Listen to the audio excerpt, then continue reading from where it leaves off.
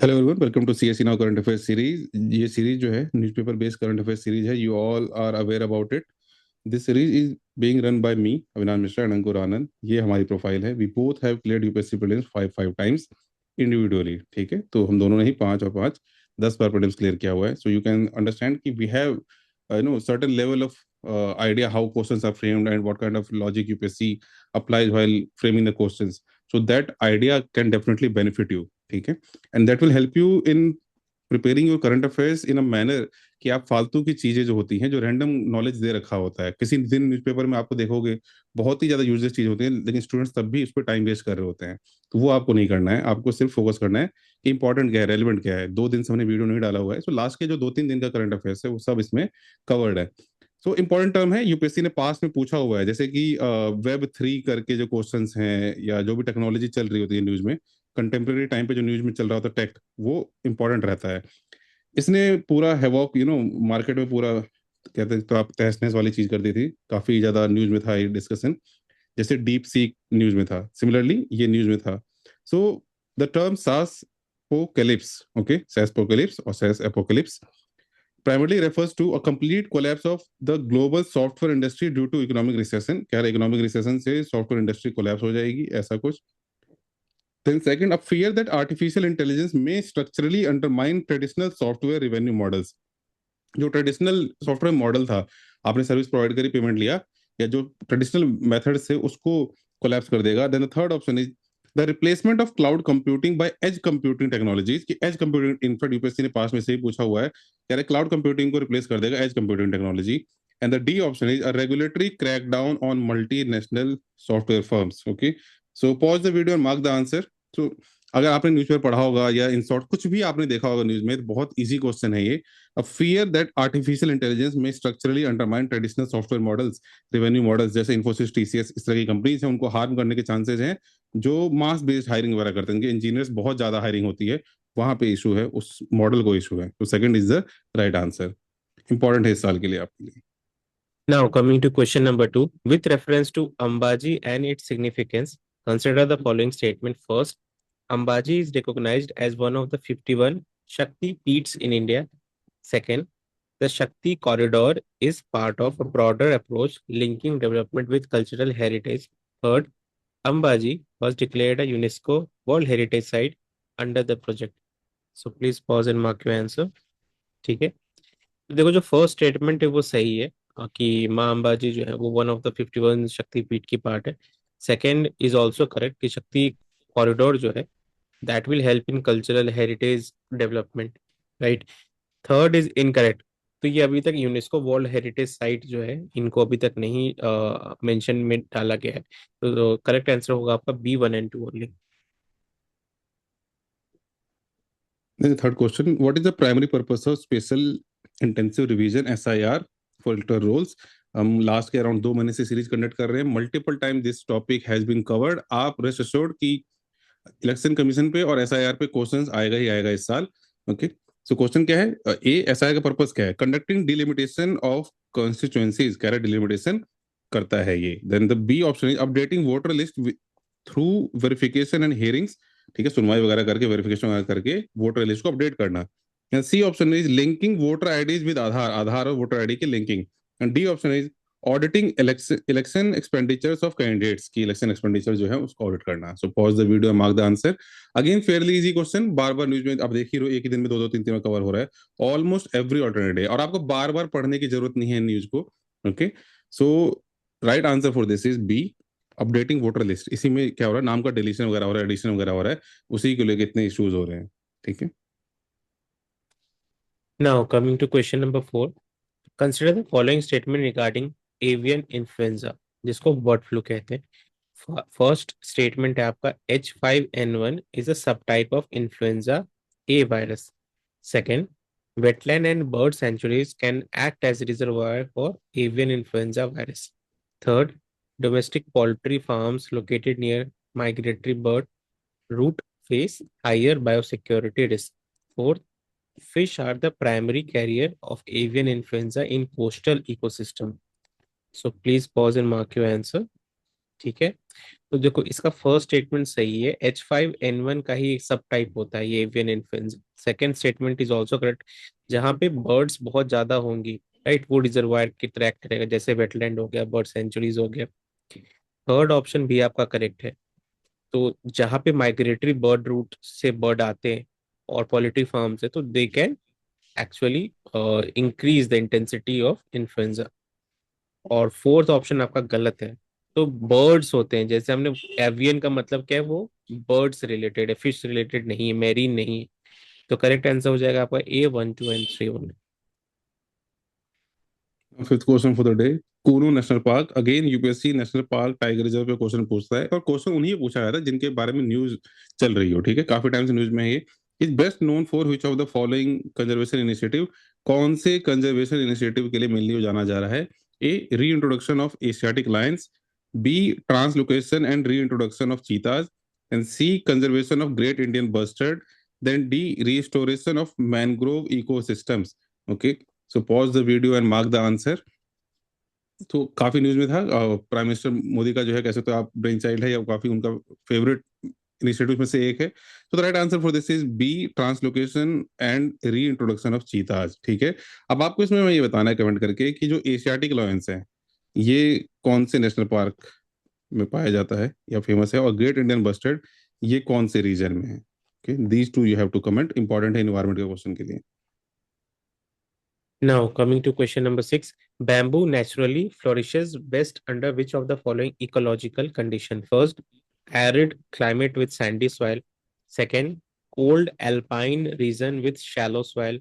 Third, warm and humid climate with soil rich in organic matter. D, coastal saline soil with high groundwater table. ठीक है। तो आप लोग pause करें, mark करें आंसर। तो इसका करेक्ट आंसर क्या होगा? तो आप, you should remember the place जहाँ पे बैम्बू होता है बहुत ज्यादा हमारे कंट्री में। तो आप इमेजिन करके देखो, तो नॉर्थ ईस्ट इंडिया आपको हो सकता है कि यू कैन रिमेम्बर दैट। तो वो रीजन कैसा है जोग्राफिकल नेचर में? तो सी ऑप्शन देखो, warm and humid climate with soil rich in organic matter, ये जो है परफेक्टली रिजेंबल करता है। तो that is the correct answer. Then seventh question, fuel control switches in modern commercial aircraft. अब क्यों क्वेश्चन हमने फ्रेम किया है, आप लोगों ने देखा होगा मल्टीपल अनफॉर्चुनेट इंसिडेंसेस हुए हैं जहाँ पे जो पॉलिटिशियंस वगैरह या कॉमन लोगों की लाइफ गई है अनफॉर्चुनेटली, ठीक है। तो काफी इंपॉर्टेंट है इस साल के लिए। Fuel control switches in modern commercial aircraft are considered safety critical primarily because they, so A, regulate fuel efficiency during cruise phase, जब क्रूज फेज चल रहा होता है उसका, तो कह रहे हैं फ्यूल एफिशिएंसी को रेगुलेट करता है ये स्विच जो है। And B option is control the flow of fuel to engine and can shut them down, कि जो फ्यूल जा रहा है इंजन तक उसको शट डाउन कर सकता है वो, और उसको कंट्रोल करता है। And C option is adjust engine thrust automatically during turbulence, जब टर्बुलेंस वगैरह होगा तो उसमें कैसे खुद से ऑटोमेटिकली उसको हैंडल कर रहा है फ्यूल वाली चीज को, ठीक है, इंजन के थ्रस्ट को। Then D option is maintain balance between fuel tanks, जो डिफरेंट डिफरेंट फ्यूल टैंक है, मालूम मल्टीपल फ्यूल टैंक है, तो उसमें बैलेंस करना है, कहाँ से फ्यूल लेना है, कहाँ से रोकना है, वो वाली चीज। सो इंपॉर्टेंट है ये। Pause the video and then mark the answer. So the right answer for this is B, control the flow of fuel to engine, कि इंजन को फ्यूल कितना जाना है, कैसे जाना है, कितनी स्पीड में जाना है, और उसको वो शट डाउन कर सकते हो, स्विच को अगर हम बंद कर देंगे तो वो इंजन को का जो है शट डाउन कर देगा। अब आपको इसमें एक कमेंट करके आप हमें बताइए, काफी न्यूज में है ये। सो ब्लैक बॉक्स जो है उसका कलर क्या होता है? ब्लैक बॉक्स का कलर क्या होता है? Now, coming to question number 8, consider the following statement regarding the Samakka Sarlamma Mahajatra. ये बहुत इंपॉर्टेंट न्यूज होता है, इस साल के लिए भी इंपॉर्टेंट है, फॉर योर प्रीलिम्स पूछा जा सकता है। First statement, it is a biennial festival rooted in Koya tribal tradition. Second, it is celebrated on Magh Shuddha Purnima. Third, Saralamma arrives after Samakka during the festival. Fourth, the festival was accorded state festival status in the late 1990s. So please pause and mark your answer. ठीक है। First statement आपका सही है। तो ये बाइनल होता है, 2 साल में एक बार होता है, कोया कम्युनिटी से रिलेटेड है। सेकंड भी करेक्ट है, ठीक है, माघ शुद्ध पूर्णिमा को होता है ये, फुल मून डे पे। थर्ड जो है वो गलत है, सरलम्मा अराइव्स बिफोर समक्का, दोनों ही जो है वॉरियर्स थी, ठीक है। And Saralamma arrives before Sammakka. Fourth statement सही है, स्टेट फेस्टिवल 1998 में बनाया गया था। तो करेक्ट आंसर हो जाएगा आपका ए 1, 2 एंड 4। देन अच्छा आर्टिकल, आप सभी लोग पढ़िएगा, आपने नहीं पढ़ा है अगर, जरूर पढ़ना है इसे, ये मेंस के लिए भी इंपॉर्टेंट है। So whoever has missed this article, do read it. A blanket social media ban for minors, आप सभी को पता होगा ऑस्ट्रेलिया ने क्या किया था, जो बिलो 16 ईयर्स है उनके लिए सोशल मीडिया को बैन अनाउंस किया था। ठीक है, तो इंपॉर्टेंट है ये, और ये आर्टिकल पढ़ना है इसीलिए आप लोग। अब blanket social media ban for minors में deepen gender inequality in India. ठीक है, many of you might think कि ये क्वेश्चन क्यों बनाया गया, बट अंडरस्टैंड यूपीएससी इस तरह का लॉजिकल और एनालिटिकल क्वेश्चन जो है पूछता है। कह रहे ब्लैंकेट सोशल मीडिया बैन अगर कर दोगे माइनर्स के लिए, तो जो जेंडर इनइक्वालिटी है, जेंडर डिवाइड है, वो बढ़ जाएगा। नाउ मैनी पीपल थिंक कि ऐसा क्यों होगा। ओके, और second option is in patriarchal households restrictions on digital access disproportionately affect girls, limiting their opportunities for education and social mobility. Okay, so pause the video and mark the answer. Okay, so hopefully यहाँ पे आप logic लगा पा रहे होंगे। यहाँ पे right answer जो है आपका ए है। ओके, कि ये करेक्ट है कि डिसप्रोपोर्शनेटली जो जेंडर इनक्वालिटी है वो होगा, बढ़ेगा, वो डिपेंड हो जाएगा। और सेकंड वन इज करेक्ट, जब भी बैन वगैरह इस तरह की चीजें होंगी तो पहला जो इम्पैक्ट होगा, क्योंकि जो लड़के होंगे, यंग जो बॉयज होंगे, उनका असरसन या उनके ऊपर कंट्रोल थोड़ा कम होता है। गर्ल्स के ऊपर कंट्रोल ज्यादा होगा। जब भी इस तरह की चीज होगी तो गर्ल्स की जो राइट्स हैं उसको ज्यादा कर्टेल किया जाएगा। जैसे डिवाइस अगर छीना जाएगा तो पहले लड़कियों का छीना जाएगा। In that case that applies. So 9 का जो आपका आंसर होगा A, A is correct, and R जो है उसको सही एक्सप्लेन कर रहा है। Now coming to question number 10, with reference to the extension of SASCI to the United Union Territory of Jammu and Kashmir, consider the following statement. First statement, the scheme was originally applicable only to state. Second, assistance under the scheme is structured as a long-term concessional loan rather than an outright grant. Third, inclusion under the scheme automatically restored statehood to a union territory. So please pause and mark your answer. ठीक है, जो इसका first statement है वो सही है। ये states के लिए ओरिजिनली था, ठीक है, और जम्मू एंड कश्मीर जो है यूनियन टेरिटरी। सेकंड स्टेटमेंट भी सही है, ये लॉन्ग टर्म सॉफ्ट लोन्स दिया जाता है इस पॉलिसी के अंदर, प्रोग्राम के अंदर।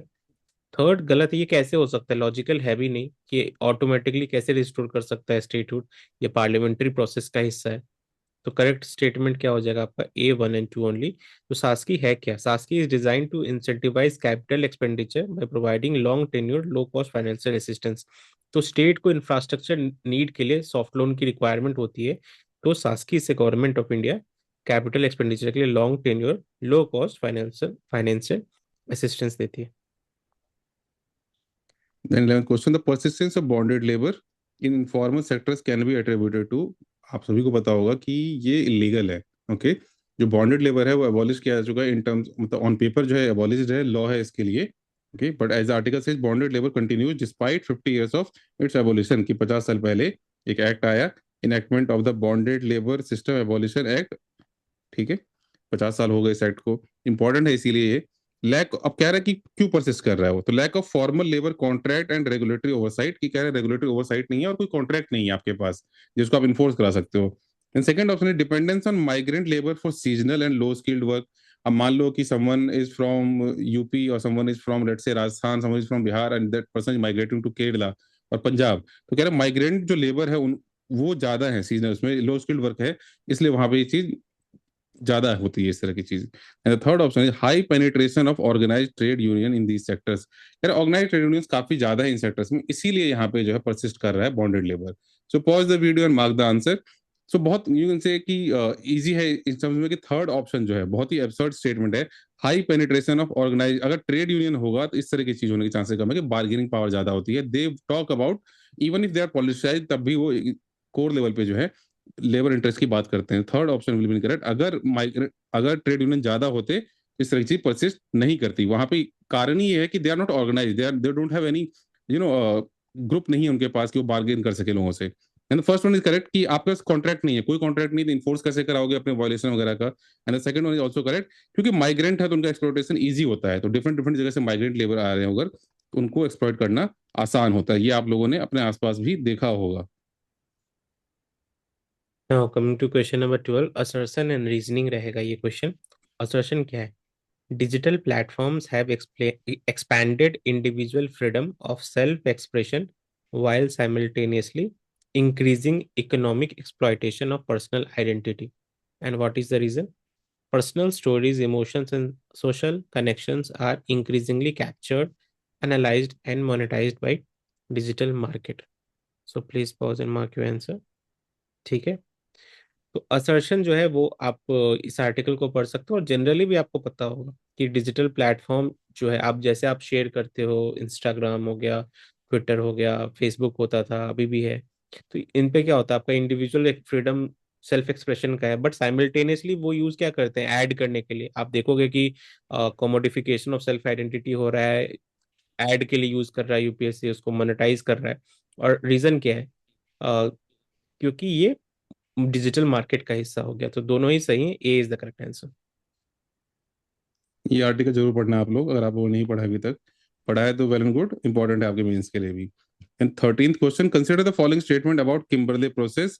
अगेन इंपॉर्टेंट है ये, okay. So it applies only to the trade in rough diamonds not polished diamonds. See इसी तरह के स्टेटमेंट यूपीएससी पूछता है आपसे, इसीलिए बी केयरफुल अबाउट कि आप इररेलेवेंट क्वेश्चन से फोकस ना करो। जो इंपॉर्टेंट टॉपिक्स हैं, इंपॉर्टेंट फ्रेमिंग है क्वेश्चन के, क्वालिटी क्वेश्चन जो करंट अफेयर्स के हैं, अदरवाइज 2-2 घंटे के करंट अफेयर्स के क्वेश्चंस भी बने हुए हैं, उनका लेकिन कोई यूज नहीं है। So second option is trade in diamonds under KP is allowed. KP मतलब Kimberley process is allowed only between participating members. कह रहा ट्रेड इन डायमंड्स जो है ना, जो किम्बरले प्रोसेस के अंदर जो लोग हैं मेंबर्स उन्हीं के बीच अलाउड है। Okay, now the third option is the KP, the Kimberley process directly regulates diamond mining practices within member countries.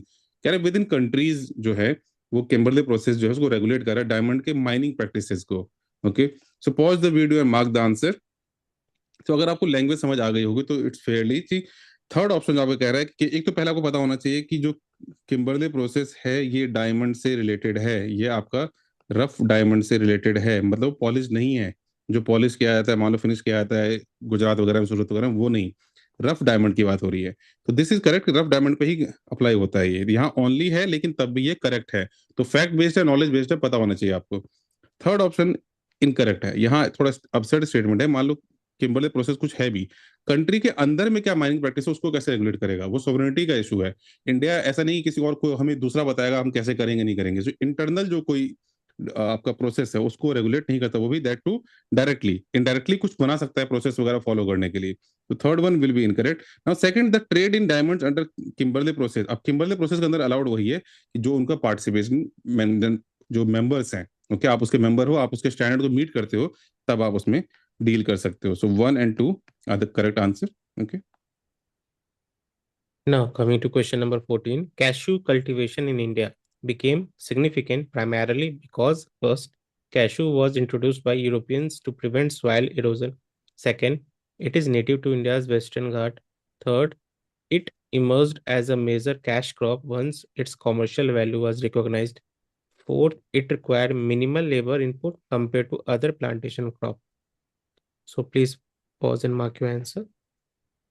आपका जो फर्स्ट स्टेटमेंट है ये सही है। कैशू जो है वो ब्राजील में था पहले, एंड पोर्टुगीज टाइम में इसको इंडिया में इंट्रोड्यूस करा गया था सॉइल इरोजन को रोकने के लिए। सेकंड ऑटोमेटिकली गलत है क्योंकि ये नेटिव है ब्राजील का।